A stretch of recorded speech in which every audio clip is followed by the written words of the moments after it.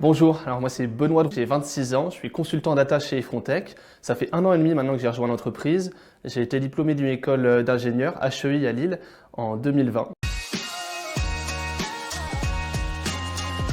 Il faut savoir qu'en tant que consultant data, peu importe les missions, on a toujours un rôle technico-fonctionnel, qui est plus ou moins fonctionnel, plus ou moins technique, mais on a toujours un petit peu des deux qui jouent dans la balance. Donc il y a plusieurs corps de métier. Moi j'aime bien diviser ça en 3 parties. Il y a une partie qui est plus en amont, qui est le rôle du data engineer.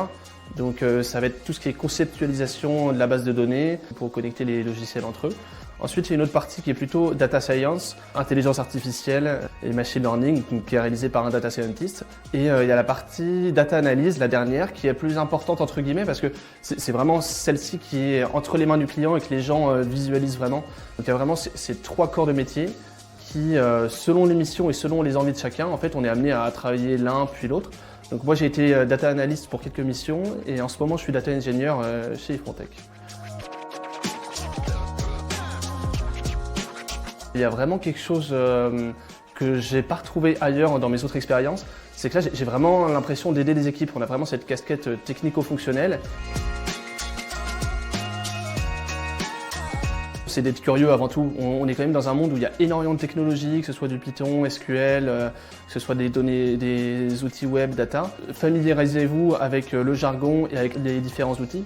Même si vous ne maîtrisez pas les outils, juste savoir en parler, savoir quelle est la fonction de chacun des outils.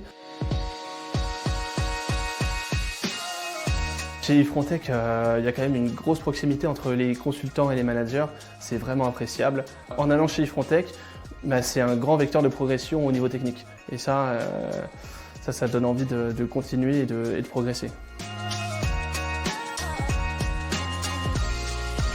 Par exemple, en ce moment, je travaille avec une entreprise qui est dans le domaine de l'immobilier. Ils ont beaucoup d'enjeux d'économie circulaire, donc on est venu les aider là-dessus.